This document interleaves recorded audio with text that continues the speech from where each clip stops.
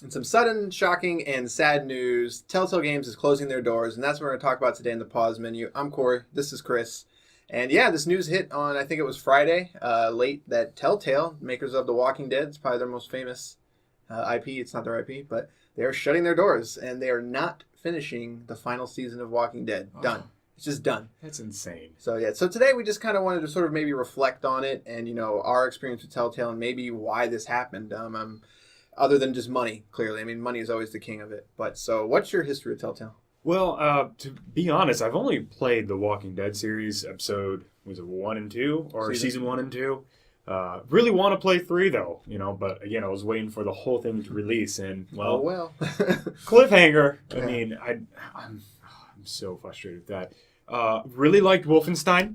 Hated Wolfenstein? What was it? Wolf Among Us? Wolf Among Us? I don't know why I said Wolfenstein. I would play a Telltale Wolfenstein. Wolf Among Us I really enjoyed that first season of that game. That game was fun. It was interesting. Based off a comic, I believe. Wasn't it? Like Fables. some kind of something like that. I wish we could have got more of that, but fortunately that's not going to happen. And a little bit of Borderlands. It was getting good. I just stopped playing it though.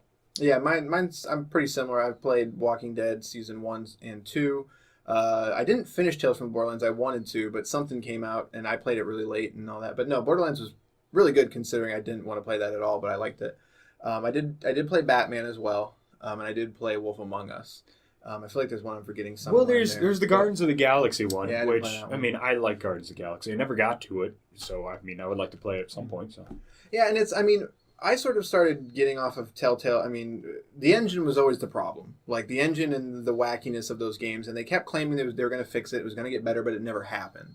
And Batman was my sort of breaking point with that, was because my choices were starting to not, like record correctly or whatever you want to say.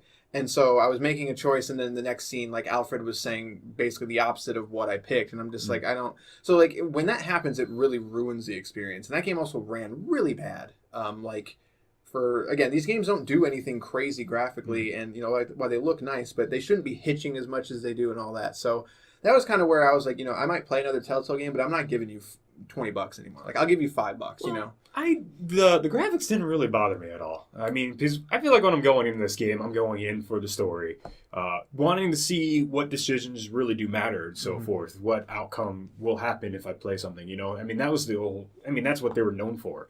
Whether it's whether you do know your outcome or not, or if it's scripted or not, if it does matter or not, just the curiosity of what could happen against what didn't happen from your choice. Like Walking Dead 1 and 2. To me, those games did that well. I think easily that's still their best. Yeah. And, Tales from Borderlands is probably like their actual best story that they've made from start to finish, because I do know how it ends. But The Walking Dead was the best one in terms of just like making your choices feel like you could kind of diverge into different things. Yeah. But I still don't. Season 1 is what really made them big. Like that, they won the Game of the Year. They sold like 10 million copies, whatever it was, and I'm still kind of sort of confused by that, because I didn't think season 1 was that great. I thought it was good. But the storytelling was really good in that game. Was it? It was. Was it?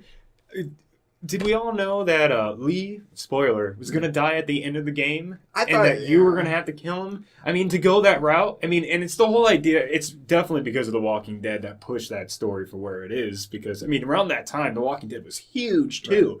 Right. So probably people who weren't gamers were picking this up just because they were Walking Dead fans. For sure, yeah. And to really believe that the story was going to follow, I don't remember her name. Clementine. Like, I don't know.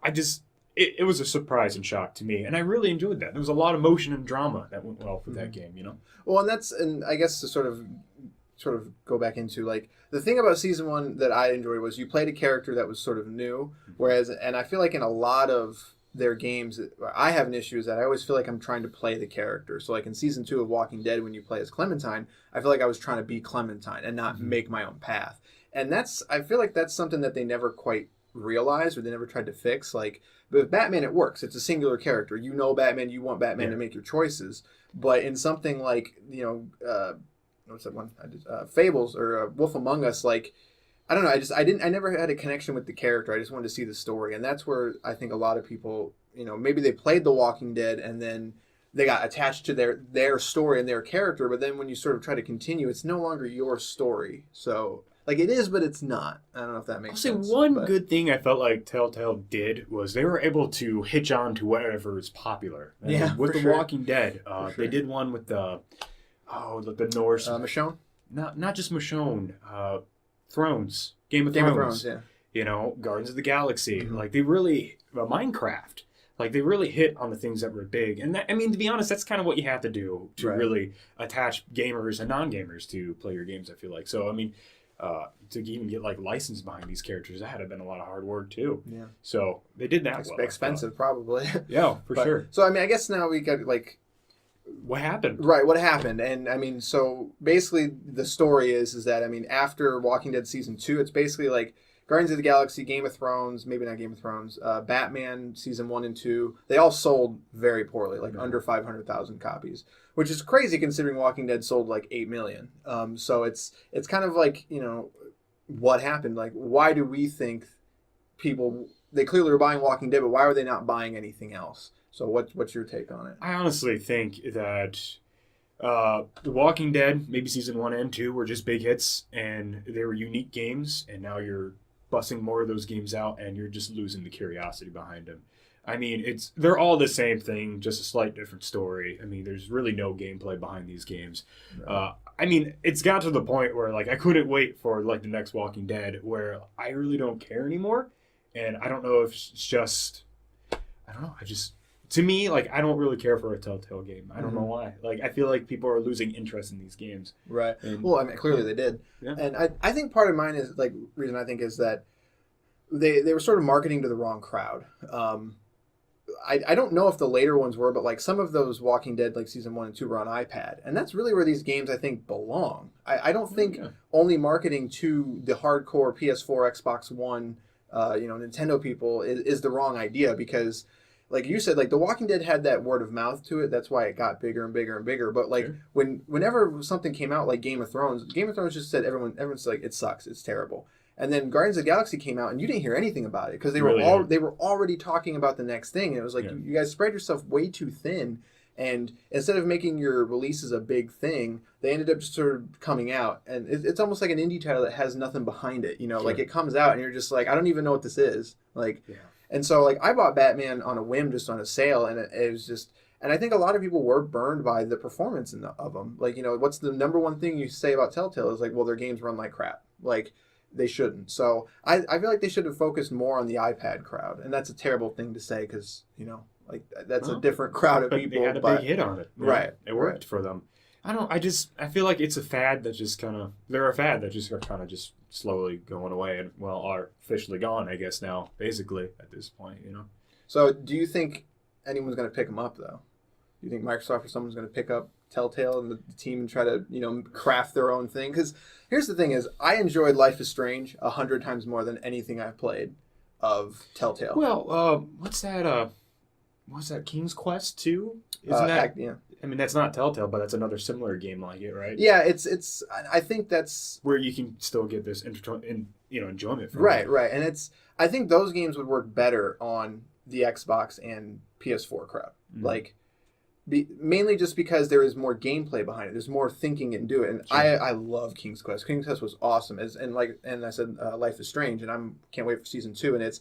I feel like if they would have doubled down and maybe made more gameplay, I think more people would have enjoyed it. And I mean, obviously, like we said. I mean, other teams are developing games story based where you make your decisions, and they are working. Right. Like again, Life is Strange those games are great. They even did a promotion where they give that one for free. Yeah, that's smart because I think that's a good way to get people in. But I don't know how many people played it. True. So, but no, I just don't. I think there's too much there for someone to kind of come in and pick it up. Like there was too many projects in development. Like the only person I could see is maybe Microsoft because they had the Minecraft thing going. See, I don't know. Like I think they're just done.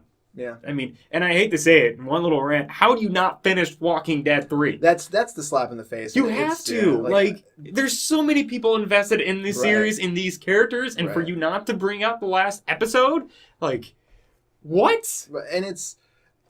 Maybe it just didn't sell. Like I feel like at least you should finish that one because you'll still get people to buy it because The Walking Dead is your IP. Like, I don't know, but it's insane to me. I want to. I can't wait for the Jason Schreier. Someone will figure out, what happened, what actually happened at Telltale. And while it's going to be money, but somebody made some bad decisions clearly, and whoever made that decision to not finish The Walking Dead that's bad because like it's forever tainted now. Like if somehow Telltale were to come back like in a THQ Nordic style, like someone's buying up these IPs and getting these people work again, it would be Nordic. Yeah, it would be. They buy everything else. They are. So.